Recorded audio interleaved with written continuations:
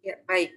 Terkait dengan karakteristik metode harga pokok pesanan, ya. Jadi ibaratnya, karakteristiknya seperti apa sih? Ya, yang pertama di sini dikatakan untuk, metode harga pokok pesanan, jadi produk yang dihasilkan, eee, berdasarkan spesifikasi pemesan dan setiap pesanan dihitung harga pokoknya sendiri, ya.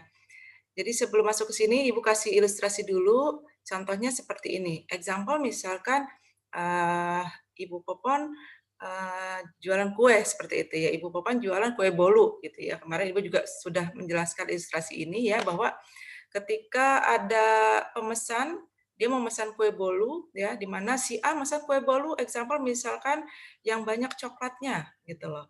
Kemudian ada customer B yang mesen kue bolu dengan banyak keju, atau mungkin yang C mesen kue bolu dengan yang standar, yang biasa. Nah, jadi ketika kita, mengumpulkan metode harga pokok ini berdasarkan spesifikasi pemesan ya, dan setiap pesanan dihitung harga pokoknya sendiri-sendiri. Walaupun sama-sama kue bolu, kita tidak bisa menetapkan harga yang sama untuk masing-masing kue bolu tersebut, kecuali kalau pemesanannya itu memang sama, spesifikasinya. Tapi biasanya kalau pemesanan spesifikasinya suka beda-beda dan itu harus disesuaikan dengan, spesifikasinya karena otomatis mempengaruhi harganya, ya. Yang kedua adalah biaya produksi.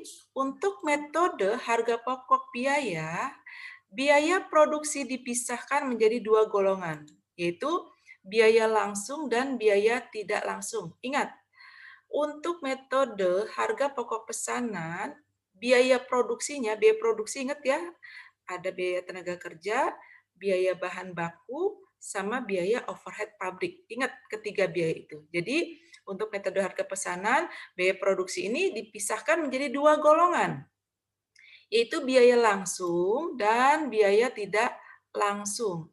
Apa yang dimaksud dengan biaya langsung? Ya mungkin ada teman-teman yang sudah baca uh, materi tambahan dari Ibu sudah tulis mengenai biaya langsung dan biaya tidak langsung. Jadi biaya langsung itu adalah biaya yang langsung dapat ditelusuri ke produk jadinya.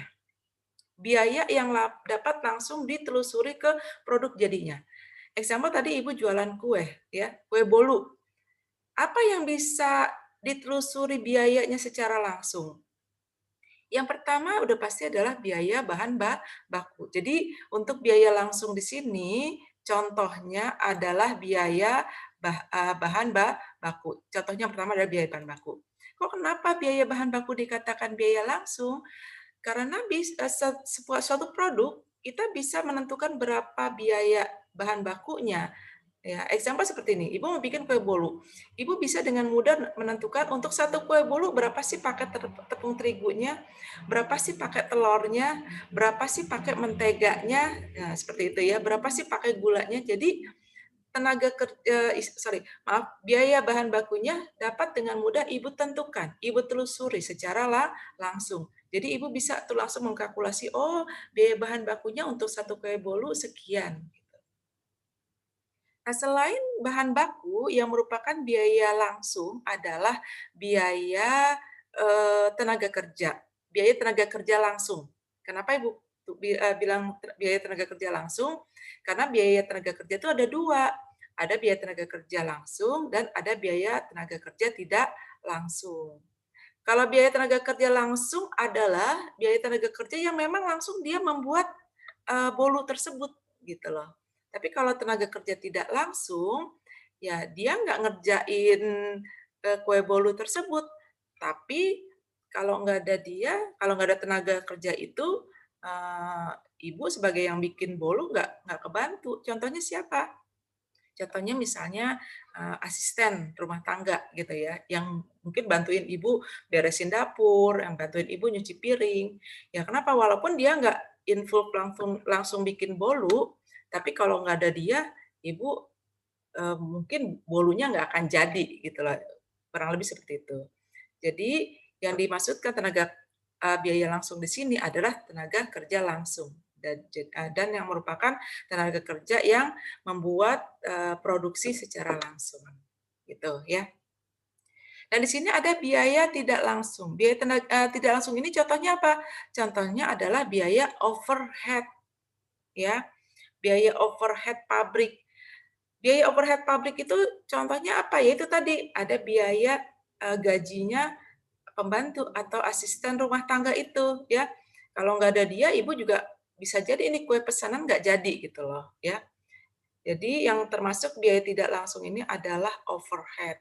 Contohnya adalah tenaga kerja tidak langsung itu ya misalnya yang bantu-bantu ibu bikin kue gitu loh, yang bukan bikin kue secara langsung tapi yang bantuin ibu untuk mengurus dapur. Ya. Atau juga yang termasuk biaya tidak langsung ini yang merupakan overhead, example misalkan pakai listrik kan ibu kalau bikin kue bolu misalnya pakai mixer. Mixer ini pakai listrik. Listrik itu bagian dari biaya overhead, ya. Nah, biaya overhead itu merupakan biaya tidak langsung, ya. Jadi biaya overhead ini biaya yang support sampai produk itu jadi, gitu loh. Tidak sangat sulit ditelusuri. Kayak biasa biaya listrik kan ibu sulit ya menelusuri ya apakah pakai listrik berapa ya gitu loh. Untuk satu kue bolu nggak bisa ditelusuri. Makanya kalau biaya tidak langsung ini definisinya adalah biaya yang tidak dapat ditelusuri langsung ke produk jadinya. Yang tidak dapat ditelusuri ke produk jadinya. Jadi ibu nggak bisa tuh satu kue bolu, tadi pakai listrik berapa ya? Nggak bisa gitu loh. Kan kesulitan gitu ya. Atau mungkin pakai gas gitu ya untuk bakar, untuk oven gitu, tadi pakai gasnya berapa ya? Nggak bisa. Makanya karena listrik, bahan bakar itu biasanya masuk ke dalam overhead pabrik ya. Nah, seperti yang tadi Ibu sampaikan bahwa untuk biaya langsung ini terdiri dari biaya bahan baku, ya. Sedangkan untuk biaya produk langsung ini terdiri dari biaya bahan baku dan biaya tenaga kerja langsung. Ada dua, ya. Biaya bahan baku dan biaya tenaga kerja langsung ini dibebankan langsung. Maksudnya apa? Dicatat sesuai dengan pemakaiannya gitu loh. Kayak tadi ibu misalnya bikin kue pakai terigu 1 kilo, ya ditulis 1 kilo. 1 kilo berapa harganya? Misalnya 10.000, tulis 10.000. Pakai telur 5 biji, 5 butir gitu loh. Berapa harganya? Misalnya 5 butir 5.000, tulis 5.000. Jadi ditulis ya sesungguhnya. Tenaga kerja juga demikian. Ditulis berapa? Oh, satu kue bolu digaji misalnya tenaga kerjanya satu kue bolu 20.000, tulis 20.000. Jadi, untuk bahan baku sama biaya tenaga kerja langsung, untuk metode harga pokok pesanan dibebankan langsung sesuai dengan biaya yang sesungguhnya terjadi. Namun lain halnya dengan biaya produksi tidak langsung. Biaya produksi tidak langsung ini kan contohnya tadi apa? Biaya overhead pabrik. Biaya overhead pabrik ini biaya yang nggak bisa ditentukan, ya. Tadi seperti pemakaian listrik, pemakaian gas atau bahan bakar ya, nggak bisa ditentukan secara langsung, ya. Oleh karena itu, nanti untuk BOP bagaimana menentukannya?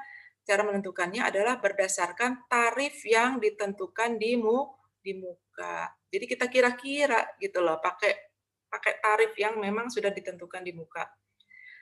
Bagaimana cara menyusun tarif untuk BOP ini? Insya Allah nanti ada pembahasannya khusus, kita akan bahas pertemuan setelah UTS kalau nggak salah, atau sebelum UTS, itu bab khusus BOP, nanti kita akan menentukan bagaimana cara menentukan tarif ditentukan di muka terkait dengan pembebanan BOP ini. Ya. Namun intinya untuk produksi tidak langsung, untuk biaya produksi tidak langsung, dalam hal ini BOP, cara menentukan biayanya itu berdasarkan tarif yang ditentukan di muka. Jadi ingat ya teman-teman, jadi untuk metode harga pokok pesanan itu terdiri dari dua biaya produksinya dipisahkan maksudnya, ada biaya langsung dan tidak langsung. Untuk biaya langsung itu terdiri dari bahan baku dan tenaga kerja langsung, di mana biaya bahan baku dan biaya tenaga kerja langsung dibebankan sebesar biaya yang sesungguhnya terjadi. Sedangkan untuk BOP dibebankan berdasarkan tarif yang ditentukan di muka. Nah, kemudian kapan biaya produksi ini dikumpulkan? Biaya produksi ini tadi bahan baku, tenaga kerja, sama BOP. Kapan dikumpulkan? Yaitu pada saat pesanannya selesai. Dikumpulkan tuh biaya-biayanya. Tadi pakai bahan baku berapa, tadi pakai tenaga kerja berapa, terus BOP-nya berapa. Setelah dikumpulkan, ditentukan, dihitung persatuan, dihitung dengan cara membagi jumlah biaya produksi dengan jumlah satuan produk. Ya, jadi kalau kita bikinnya banyak, ya kita akan membagi jumlah produksi, jumlah biaya produksi ya, jumlahnya berapa nih keseluruhan biaya produksi dibagi dengan jumlah satuan produk. Nanti dapat harga pokok. Jadi kita bisa kalau bikinnya misalnya ibu bikin kue bolu sekaligus gitu loh, banyak gitu loh. Nanti kan untuk menentukan biaya persatuannya gimana? Ya seperti ini, jumlah biaya produksi dibagi jumlah satuan produk ya. Nanti prakteknya insya Allah sampai kita ke sana bagaimana cara menghitung harga pokok per satuan. Ya, itu karakteristik untuk harga pokok pesanan ya.